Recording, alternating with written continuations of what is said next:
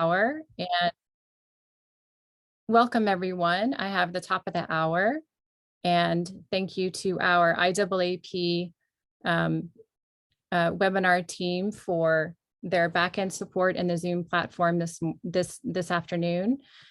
Welcome everyone to the 2021 NeuroAbilities webinar series on BCI at Play, how brain-computer interfaces can enrich lives of children with severe physical disability. My name is Cassandra Spiro, and I'll be hosting this event for us today. We have such amazing speakers, and I'm very excited today. I also have a little bit of an education background and an arts background, so I am super excited for this webinar today to see how these different technologies interact and for the children to be able to do such amazing things. So I support the NeuroAbilities program at G3ICT, which stands for the Global Initiative for Inclusive Information Communication Technologies.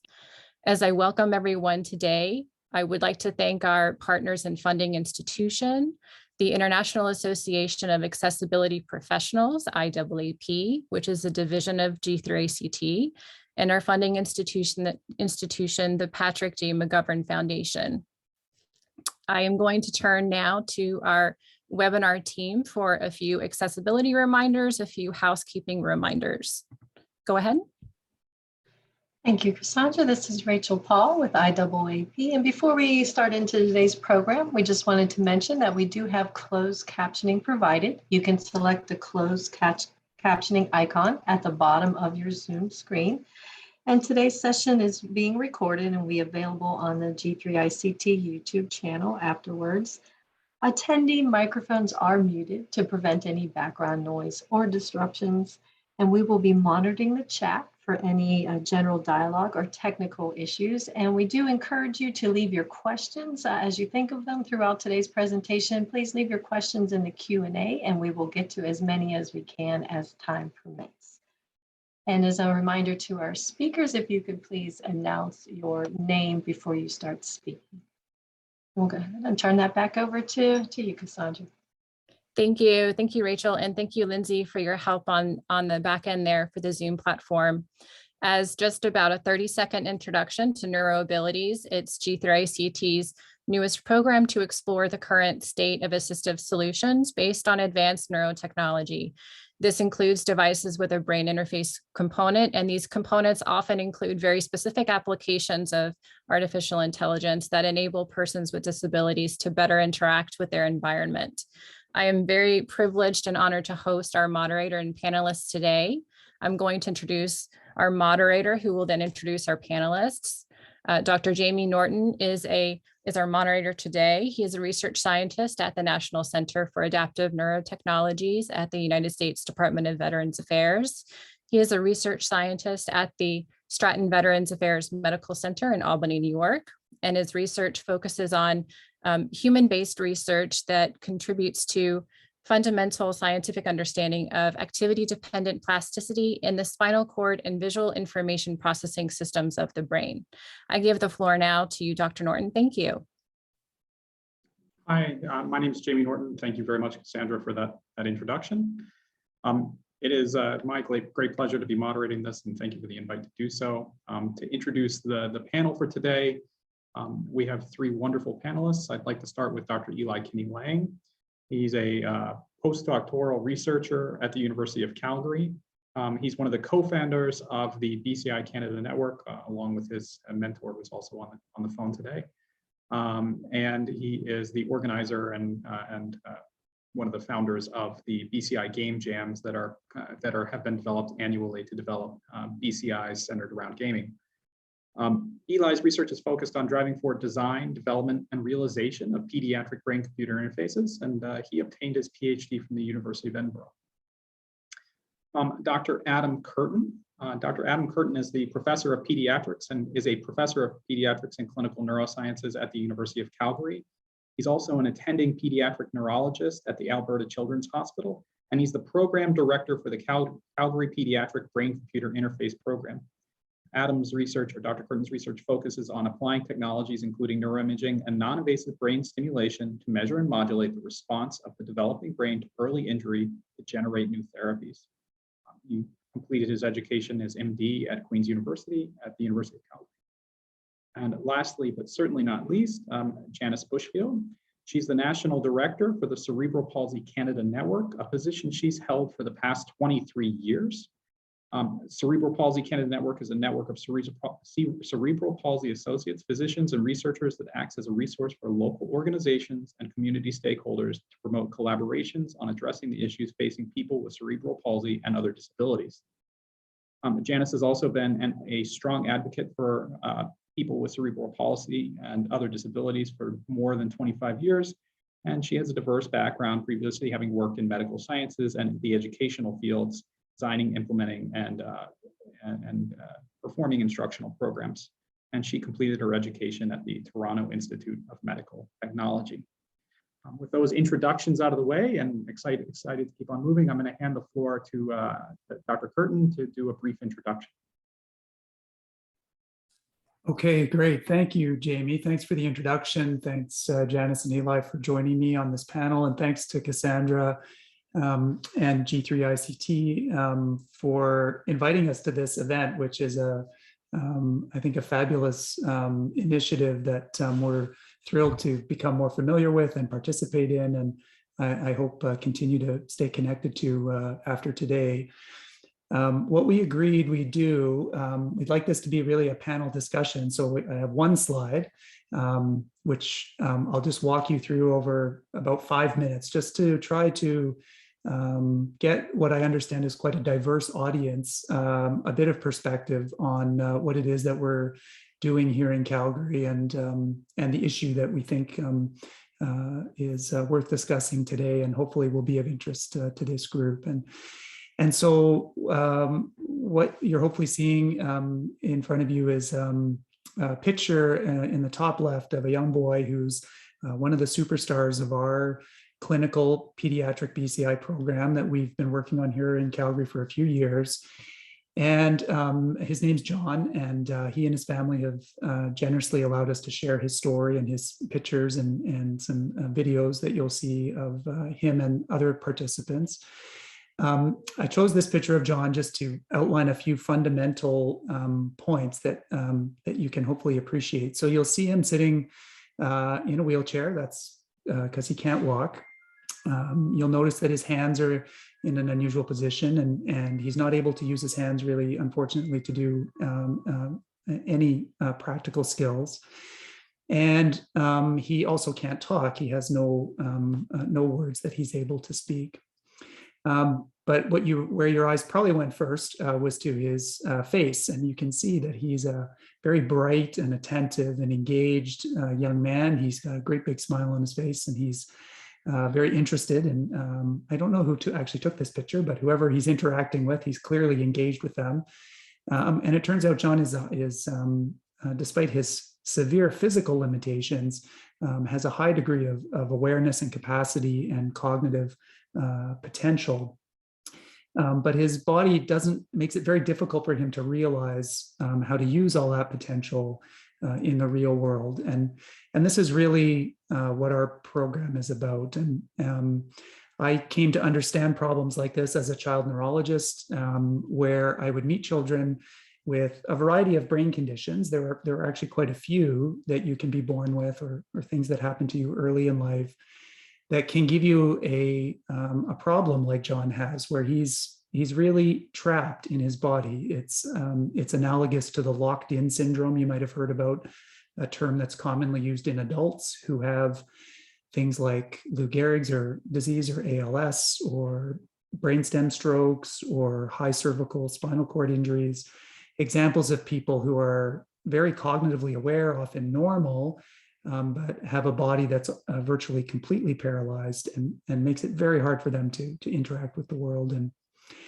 And so it's the conditions like this that brought us into the world of brain-computer interfaces. And so if I can have the next picture come up there. There we go, thanks.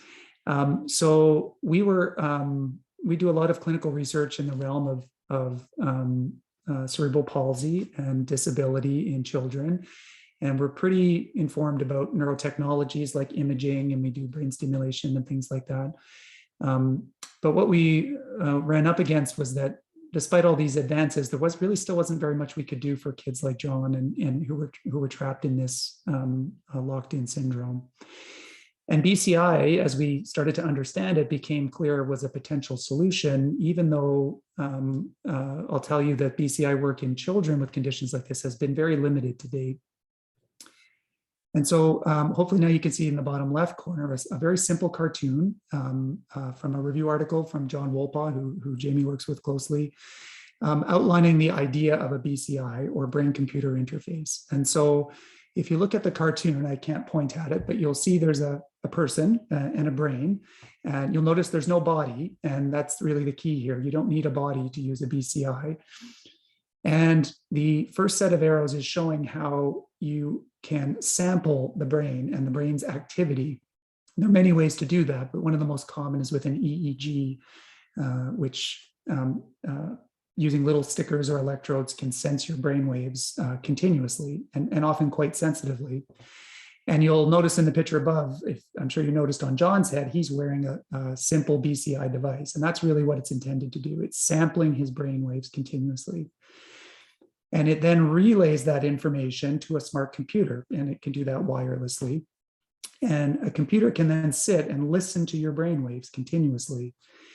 And when that becomes useful is that if you intentionally change your brain waves, which we can all do just by thinking certain things, like, for example, if I think about opening and closing my right hand, that will create a very measurable change in my brain waves in a certain area of my brain. And if I tell the computer what I'm doing, it can quickly learn to detect those changes. And what that computer could then do, if it was smart enough, if you trained it well enough, it could then sense my brainwaves and know my thoughts, not my deepest, darkest thoughts, just simple things I'm intentionally changing in my brain. And it could detect those and then effect some kind of action. So that's what's shown in the rest of the cartoon, is some kind of device that could then take that information and perhaps do something useful, like move a cursor on a computer, maybe move a wheelchair forward, maybe move a robotic arm, maybe play a game, which is what we're going to focus on today. And so that's the basic idea of BCI. And hopefully just those two pictures, you can see the potential BCI has to help a young person like John to interact with the world. And so that's how we've come to understand BCI. And partly because we're pediatric people and we work with kids and families, we've started to think about, if we could do this, what should we make it do? And our program is very patient-centered, and we've engaged families to, not for us to guess what they want to do, but for them to tell us what they want to do. And that's really been a high priority. And not surprisingly, kids want to play. That we kind of knew that was going to happen, but that's what they've told us. And so the rest of these pictures, and we'll leave these up, I think. You can sort of just look at these and imagine what's going on. But I think now that you hopefully grasp the idea of what BCI is, you can see in the next picture, top middle, a young boy loves video games. It's all he wants to do. And we've set up some fairly simple video games to allow him to control them with BCI. And he now does this at home. He does it with his brothers. And he's gaming and he's playing the games he wants to play. If we keep moving across the top, there's another picture of a young boy and his sister. They're racing those remote control cars using BCI. Hopefully you can see they both have BCI headsets on, and they can race cars with each other. If you go below that picture, you'll see Peyton, a young lady who enjoys doing artwork, and she's created that painting by rolling a robot around a canvas using a BCI. Go down below that picture, you'll see John again. That's him with his younger sister playing one of the video games that was developed through our program, interacting with her and learning and playing all at the same time. The larger picture, bottom to the left of that, shows a young boy, Matei. He's using a wheelchair trainer. He wants to move. He wants to be able to control his mobility, and he's actually able, at a very early stage, it's far from perfect so far, but he's able to move his wheelchair using a BCI. And the last pictures on the right are, how do we take those patient desires and turn them into gaming and play opportunities? And Jamie mentioned this, and Eli's the expert, so your questions can go to him. But things like the BCI Game Jam that Eli and others on our team have led engages families. That's what's shown in the picture below. We have families come and tell game developers what games do I want to play with my BCI? Can you make them? How do you design them? And the crazy picture bottom right, which it's not moving, it should be a little GIF. It should actually show this crazy alien thing curling. I hope this is a bit of a Canadian flavor to it, but hopefully people know what curling is. This was just developed in one weekend at the Game Jam last month to show how that system seems to be working. So real solutions are starting to come into reality. The bottom line is that all of these things are allowing kids new ways to play and to interact with the world, and hopefully facilitate long-term avenues for them to become more independent, more engaged, more able to interact with the world. And that's really what BCI is about. So I'll stop there, and hopefully those pictures now make some sense. And I think we wanted to include them because just by looking at real kids doing this, I think you can quickly see that what we're talking about. I think they speak more than words. Perhaps with that, we can move into the panel discussion. Thank you. Thank you, Adam. I have the opportunity to moderate this. We have really kind of 4 general topics that we've outlined that we want to talk about. All of us also would really like to encourage audience engagement. So if the audience wants to encourage us to go into a completely unplanned direction, I think we are excited to do that to the best of our abilities. I can actually see there's already a question in the Q&A. So I'm going to hold that one in reserve for a moment while we get started, and I'll try and work it into this first section. To open us up, I think the first question that we've put together is about introduction and the present of BCIs and gaming and children. So I will pose this to the 3 panelists, and I'll go in random order as best I can, pseudo random order. I'll start with Eli and then talk to Adam, and then we can close this first one with Janice. And so from each of your point of views, what's the single most important idea surrounding children and play using assistive technologies like BCI? Eli. Yeah, so hi, I'm Eli Kenny-Lang, and so I guess to me, kind of what sticks out, and I talk about this a lot in terms of BCI, and especially BCI with children, is that this technology is so promising and so exciting for sort of 2 main themes. So I'm going to break the rule here of just choosing one and go with two ideas here. The first being that with typical BCI software at the moment, what ends up happening is a lot of it is geared towards adults who are very, very comfortable with sort of being told to do a boring, repetitive task. So when I first got into the BCI world years ago, I remember sitting down at my desk and plopping Open BCI headset onto myself and sort of trying to figure out this software on my own. And the entirety of the software suite sort of was a single cross in the middle of the screen that I had to focus on for about 5 seconds, and then a little arrow that would point to the right or point to the left. And I had to sit and stare at this to train the BCI and use the BCI for about 10 to 15 minutes. And even though I knew that that's what I should be doing, I was incredibly bored by this. And so I think one of the biggest advantages when looking at play and the idea here is that it really helps engage the children at a level that they are excited about. So if like we've had in the past, children come into our BCI for Kids program, and we ask them, say, hey, we're going to sit you down for an hour and you can do something that is very monotonous, or you could play a game, they actually always choose the game side.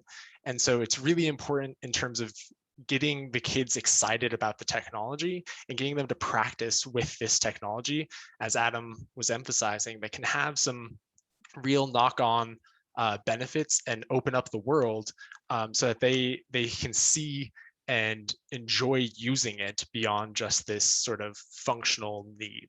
And that bleeds into the sort of second part that I'm weaseling in here, which is that it also lets them interact with their siblings and their family members quite a bit. And that's sort of the thing that's kind of driven a lot of our gaming and patient-focused requests, as Adam had talked about. We talk with the families and the kids all the time, and most of them said that they just wanted to play with their siblings in new ways and ways that they could sort of be on the same equal playing field. And that's been a big driving force in terms of our development of play in BCI, is to create scenarios and software and games where they can play not just with a computer, but with their friends and their family, and play against other kids using BCI headsets. And I can go into that a bit later, but it's been a really exciting thing to see some of our kids come together and play online against each other, just as they do with any of their other friends. Okay, so we've already got 4 questions outstanding. So we're going to have to do some short answers here. And so Mike Walt has been waiting a while. So Eli, I'm going to pose this one to you really briefly, and then we'll move on to Adam. Why can't BCIs be used as a switch input to play existing switch input games? I think you're probably the appropriate respondee for that one. Yeah, that's great. So the long and short of it is it can, and that's a great place where they can start, is playing with switch input games. One of the main goals of the BCI Game Jam and some of the other work that I do is looking at games that can be long-term sustainable and engaging over multiple sessions. So there's many good switch input games out there, but when talking to our kids, a lot of them ask for things like, they say, hey, I see my brother or my friends playing Mario. I would love to play a Mario game. And while that could work with switches, the sort of underlying game design elements there may not be well suited for BCI, just because of the inherent delays that come with the technology. And so a big part of this is looking at what can we use the technology for in games that are quite useful for BCI and quite appropriate for BCI, that keep that long-term engagement. So the one that I always do the contrast of Mario versus chess, because Mario, for instance, if you have a delay of 250 milliseconds, or randomly between 100 milliseconds and 400 milliseconds that can happen with BCI systems, Mario requires precision for you to feel that flow in the game to occur. And so if you were to go out and play Mario with a keyboard, any Mario game, and just set your keyboard to randomly activate in between 100 and 400 milliseconds, it can become quite difficult.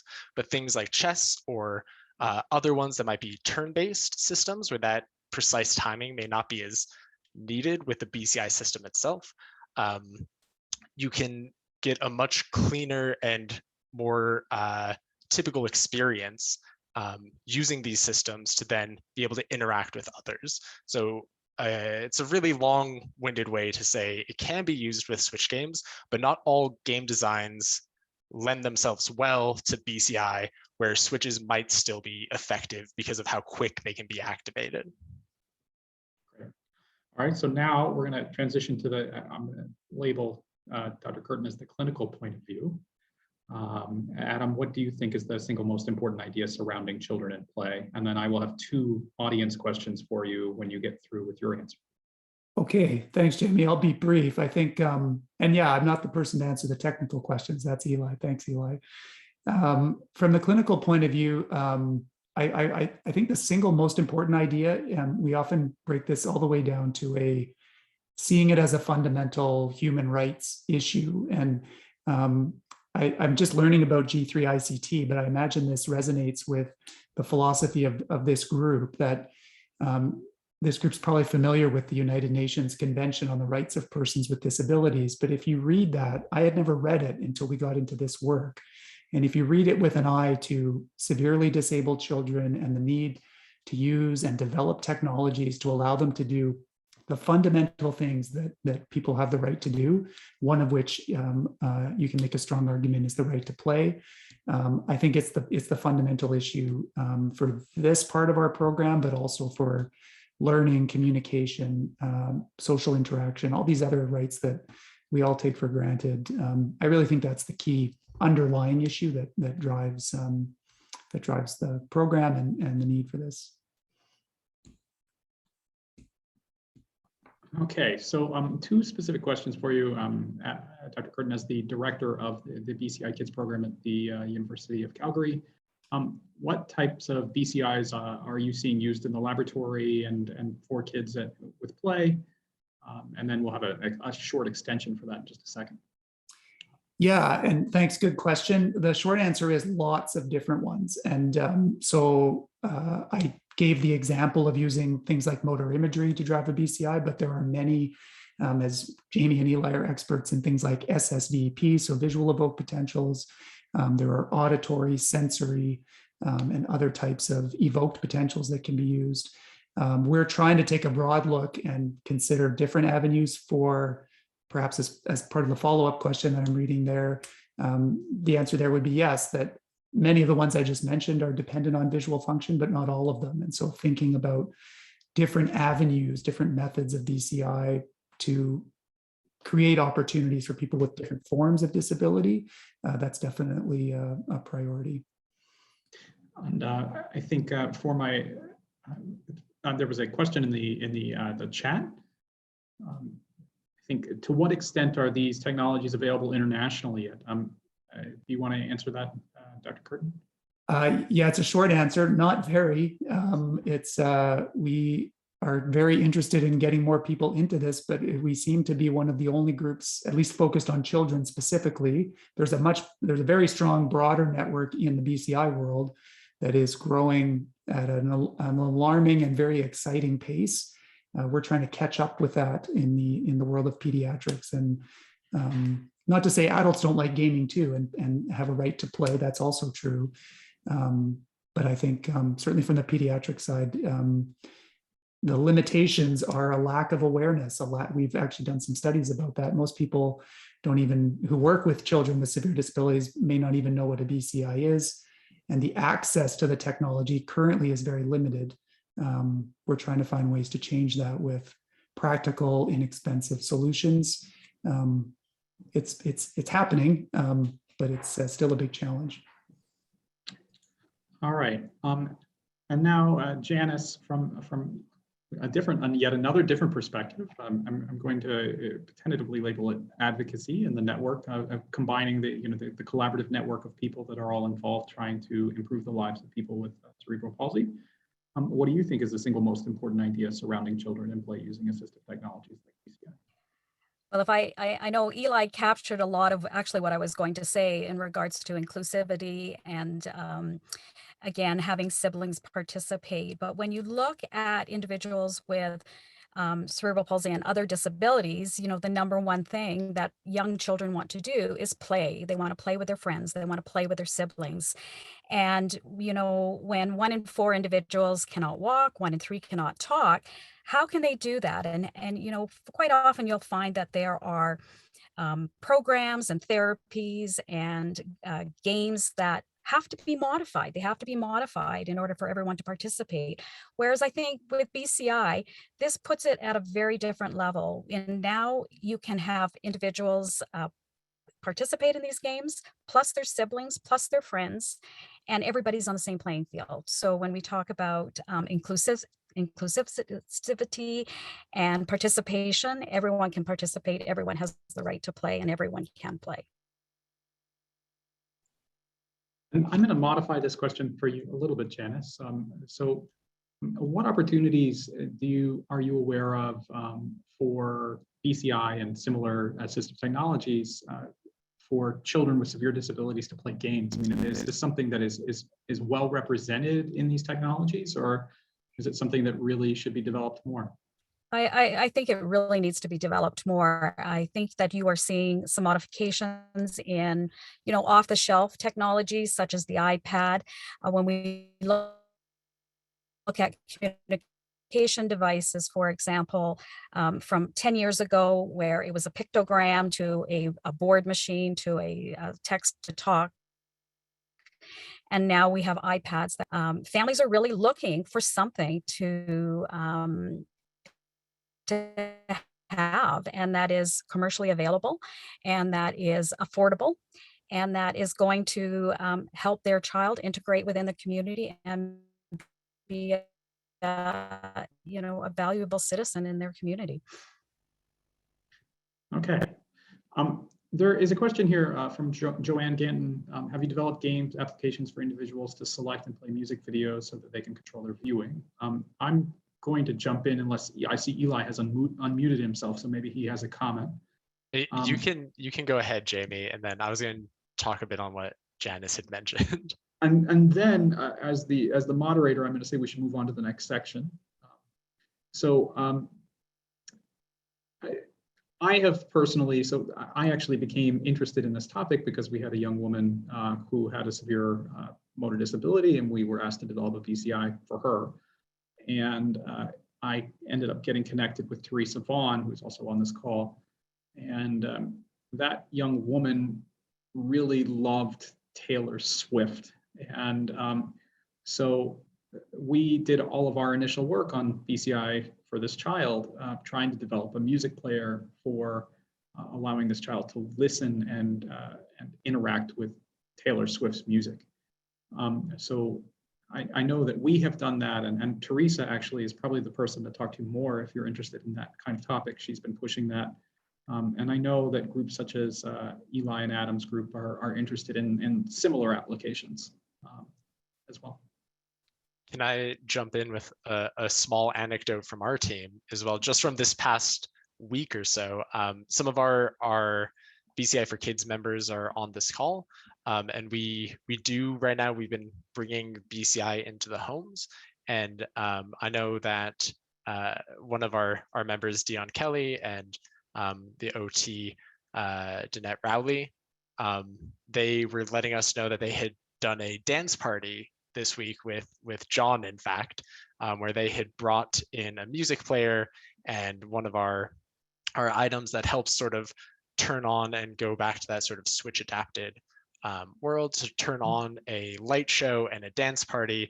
And he was loving it. So there are these sort of applications that we are looking at right now, where he would play the music and then stop, and they'd encourage him to play it again, and then he would focus and get the music to start again. And it was just a really heartwarming story from this past week of them getting to go into that realm.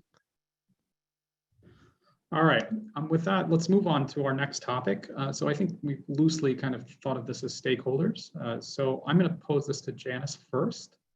Who are the groups we should be connecting with to see the next great steps in translating BCI and play into real world impact for children, and to support grassroots advocacy for pediatric BCI in various communities on this call?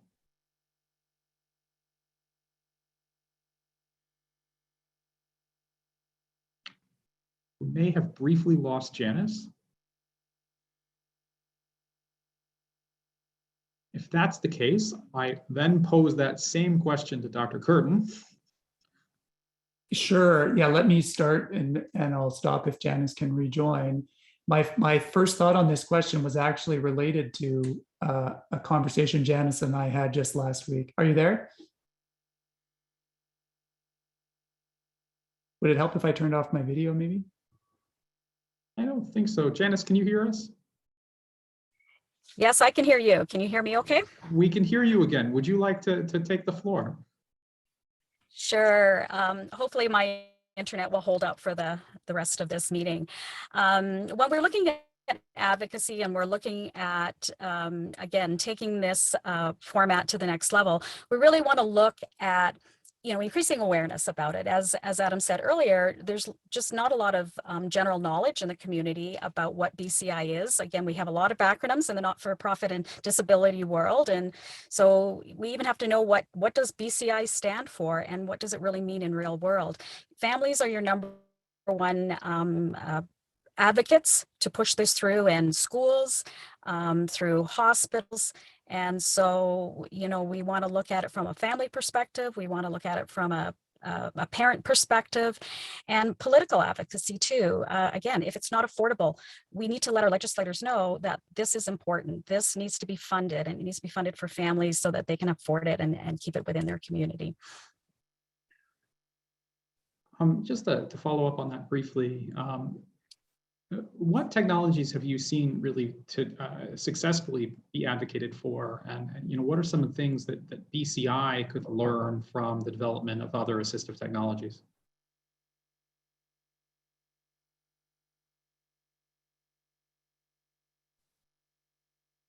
Janice?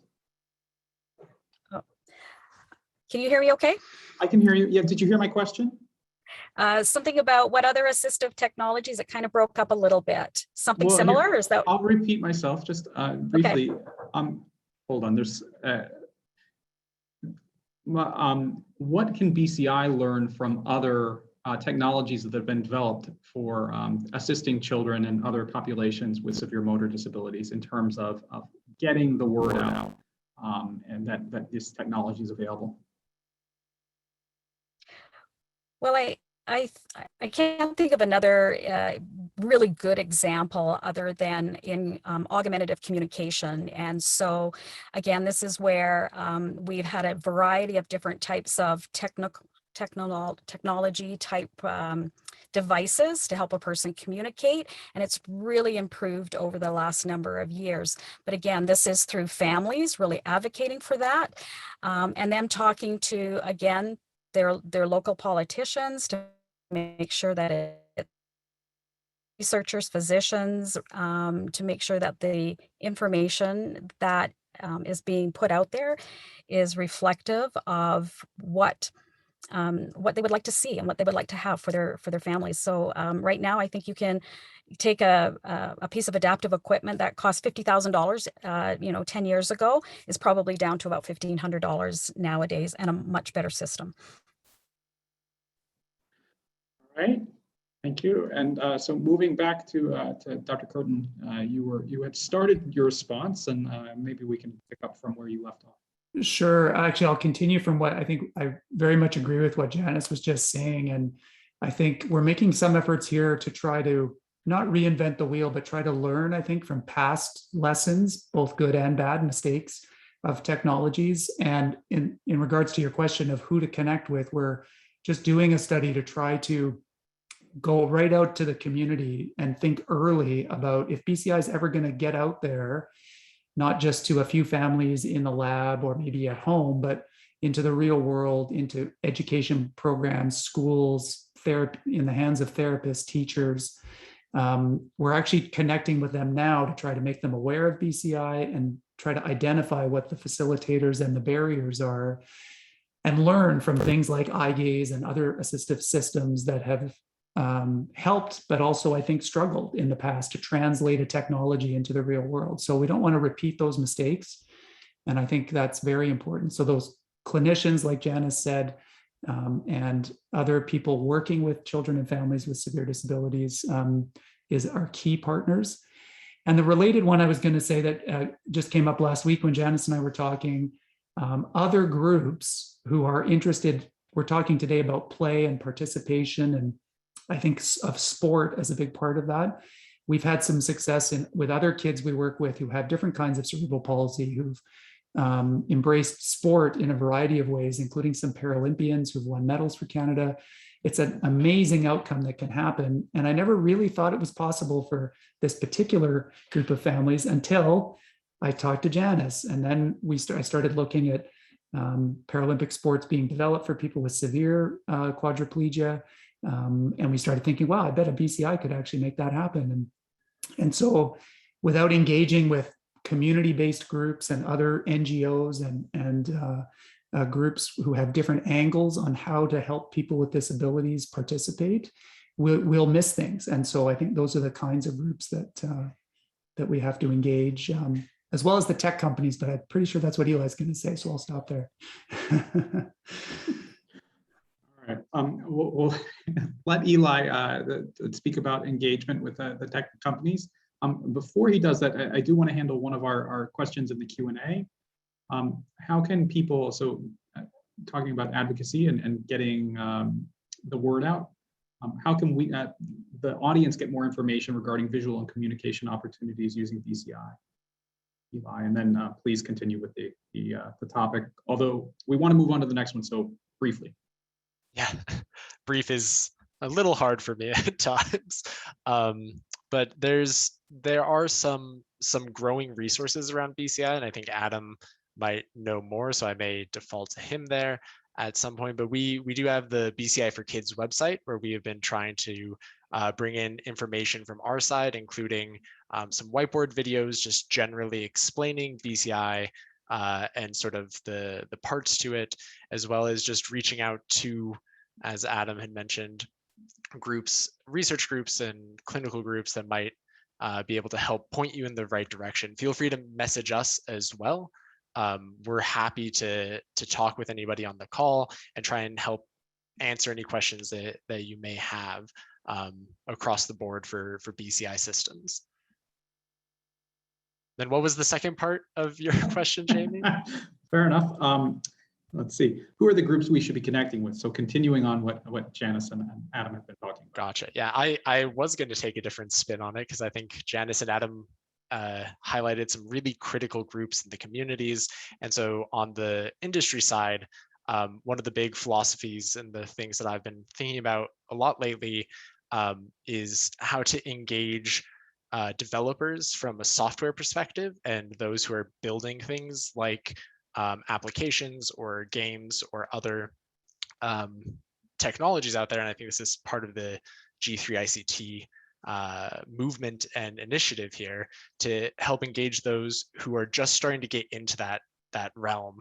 And there's a lot of really good examples with things like eye tracking that has now started off as sort of some groups engaging independent developers and smaller groups out there to include these into gaming experiences, that now even the big name developers have, I think there's over 120 games that support eye gaze built in natively into the same experiences that other people have to be able to use that in part. And so I think the groups to really connect with is that smaller sort of grassroots level next generation of software developers and game developers and game designers on the industry side, to get them to think about how to make their experience inclusive and adaptive for a variety of different accessible needs.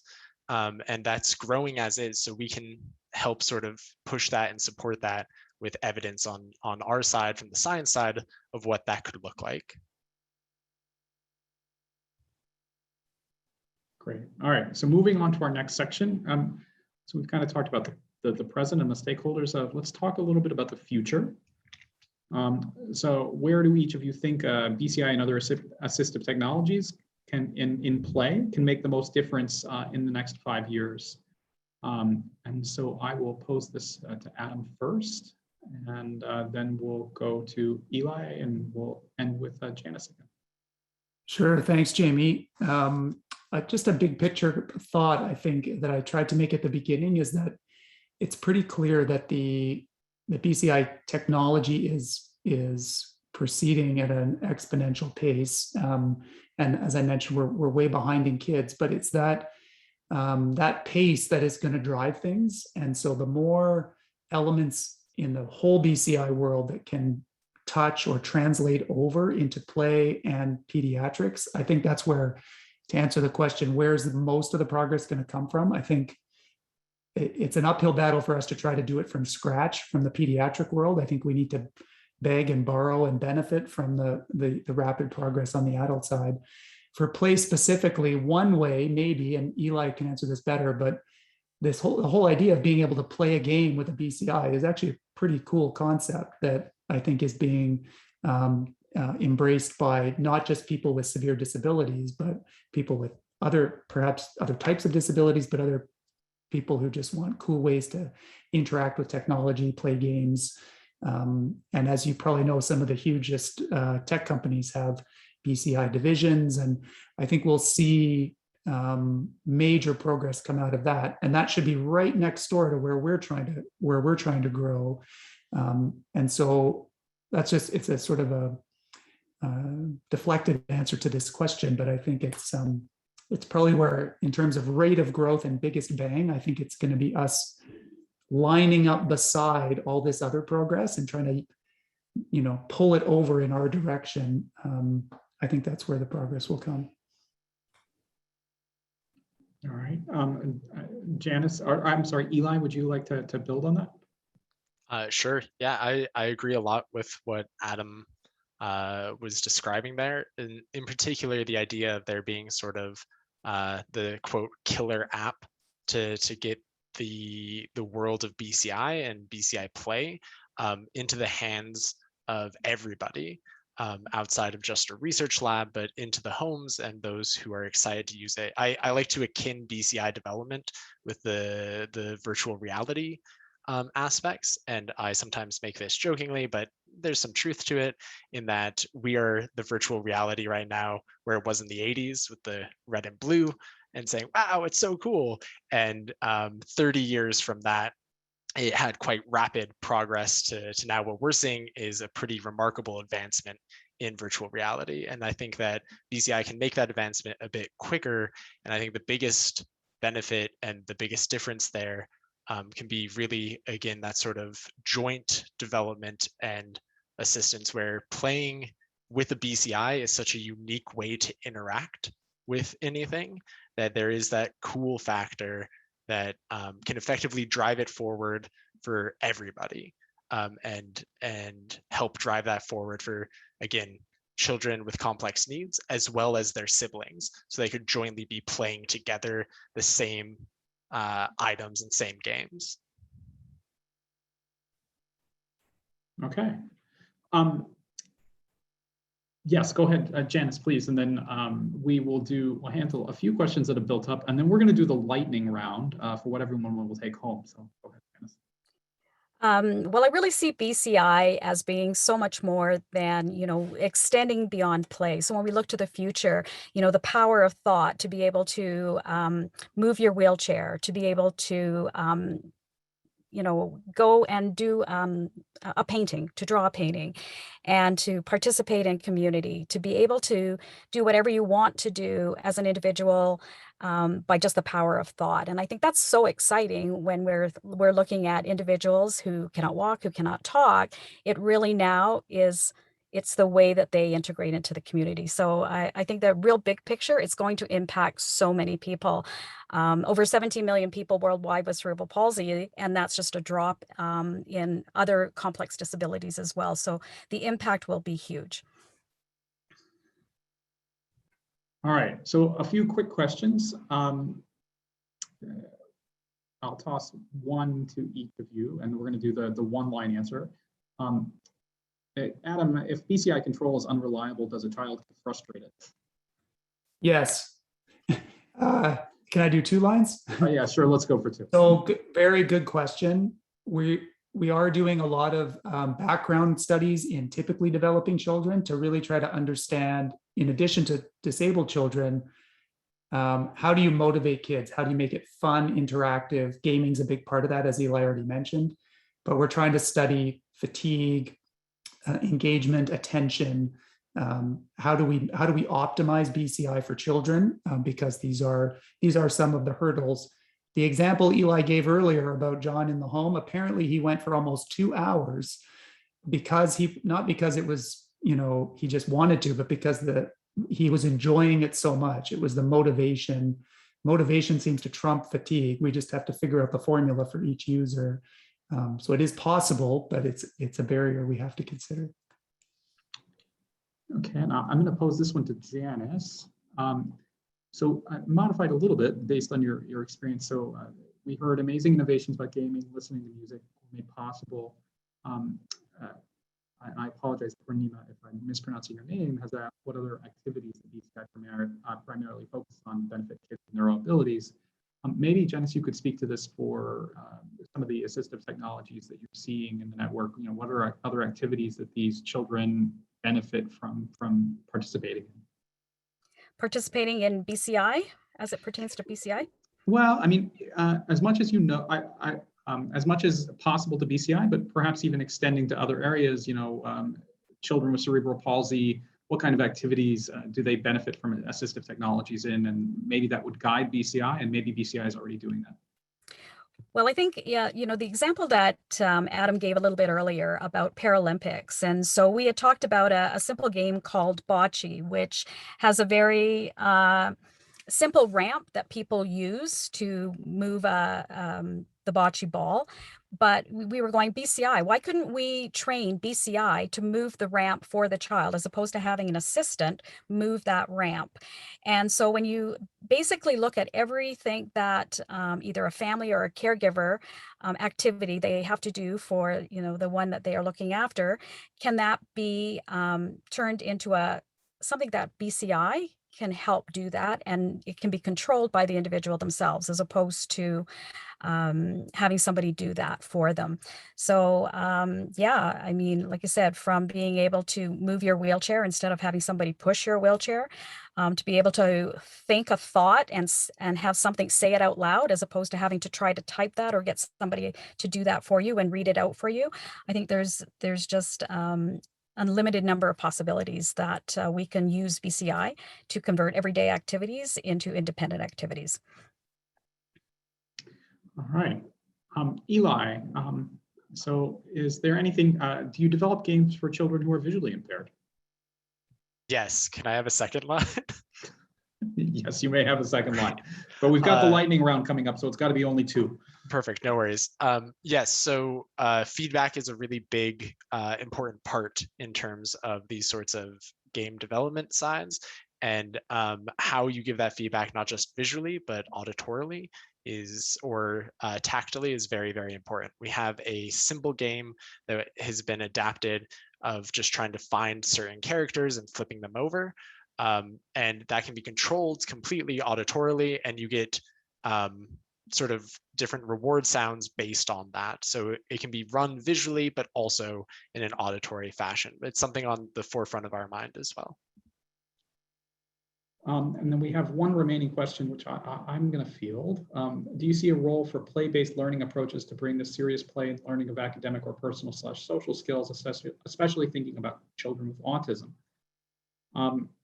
I've said this to Eli and Adam on previous occasions. My wife is a special educator, and we often talk about there are many opportunities for BCIs to be expended to these populations. Now, I'm not aware that they are being I'm not aware that there is a great deal of research in that area. I think, as we've already mentioned, the amount of research that's going into BCIs for children is limited. And so then BCIs for children in serious academic settings is obviously a subset of that. So it's even more limited. But you can think there are multiple benefits here for BCI that one, it enables children who might not otherwise be able to access these resources, allows them to access them and interact with them. And it also provides valuable learning feedback. It might show where educational, because we're measuring brain activity, it might show where our educational, the instructional programs we're developing aren't meeting the needs of these children. So I think there's opportunities in multiple areas for that area. There's a hand up. I'm not sure, do we have any ability to respond to hands up, Eli or Cassandra? If the person with their hand up, I think it's Martin. Oh, okay. If that person is able to unmute, I'm not sure if they're able to unmute as a webinar attendee. You should be able to talk now. If you unmute yourself, Martin, you're able to talk. I'm sorry, was there a question for me? We see that your hand is raised. So we thought you had a question. Sorry about that. Let me lower that hand. No worries. It was my dog. No worries, but thank you. And in the lightning round, keeping in mind that we have 6 minutes left. So let's move for something for everyone to take home. So Janice, what's one thing you would like everyone in the audience to take home from BCIs for play and children? Well, I think, every individual has the right to play. Every individual with a disability wants to, love, work, play, be part of their community. And I think BCI is the one way that they're going to be able to accomplish that. And so when I look at, the pictures that we see up on the screen, You're seeing everyday life. You're seeing every, family members. There's a huge amount of family engagement and parent engagement. And so I think the future is hopeful, and BCI is going to make an impactful difference in the lives of so many individuals. All right. Eli, something for everyone to take home? I'm not sure I can say it better than that. So I think that captured everything that I could have said, and just that I'm excited about the amount of inclusion that's developing across not just this technology, but a wide range of technologies out there, and the promotion of accessibility in that everyday activity. Things like the iPad or the adaptive controller was mentioned in the chat, as well as BCI joining in to drive forward that accessibility for everyday activity in life. All right, and last word to Adam for the official. We've got some questions we'll answer at the end. We can go as long as possible. Both very well said, Eli and Janice, and I have the same overall message. We found ourselves lately thinking about how BCI can make the impossible possible, which sounds a bit, sometimes I worry that's a bit over dramatic, but when you look at the pictures, like Janice was pointing out, like these things that are relatively simple, real life daily things, like make a painting, play a video game, those things were impossible for these kids before, and then they became possible. And so technologically, it wasn't a quantum leap, but in their lives, the fact that they could independently do something that was completely impossible before, I think that's what excites us the most about BCI, and that's why it's worth further investment and hope for the future. Fantastic. Cassandra, would you like to close? There are some questions. I don't know if people can stay on, how you want to handle that, but just as a moderator, thank you, everyone. If you want to take maybe one more question, and then I'll close with about 30 seconds.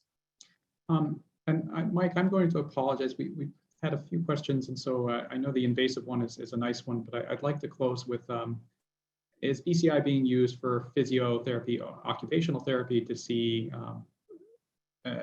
thoughts as development sessions are happening? So is this being used, in conjunction with other therapies? Might be a nice way of thinking about this.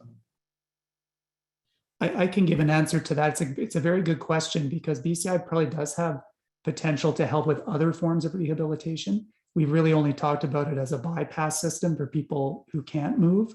But we've done some early studies, they're just coming out, and there's some amazing adult work about how to combine BCI and your thoughts and feedback with other forms of rehabilitation for stroke survivors, just as one example. So there's an expanding suite of possible applications that goes beyond just the sort of bypass approach that we've been talking about today. So there's definitely more to come there.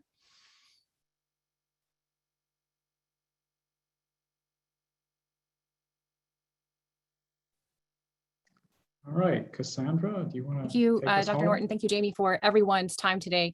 Thank you. If there are any additional questions, you have about maybe 1 minute to stick them into the chat, and we're able to access that chat after the webinar. You're also able to email them to, and I'm going to spell out the email address if you'd like to email your questions to me, Cassandra Spiro. It is csperow@g3ict.org. If anyone needs to email questions. And the presenters, thank you so much for addressing so many audience questions, because that was really very fun for me to see that interaction with our audience. And thank you for making that a priority. This is an amazing space to be in, and all of our team members, thank you again so much for your time on the back end and on the planning and scheduling part. And stay tuned for more from NeuroAbilities, our 2021 webinar series. We will have this up on our NeuroAbilities YouTube channel, and we have a new LinkedIn group. If you'd like, you can request to join the new LinkedIn group on LinkedIn for NeuroAbilities. We do have a survey for this event. We would love to know what you think, and there are some open-ended questions so that you can send us topics that you would be really interested to have future webinars on. And again, this is an amazing space. You can find us online at neuroabilities.org and Twitter, the hashtag neuroabilities from the main G3ICT Twitter account.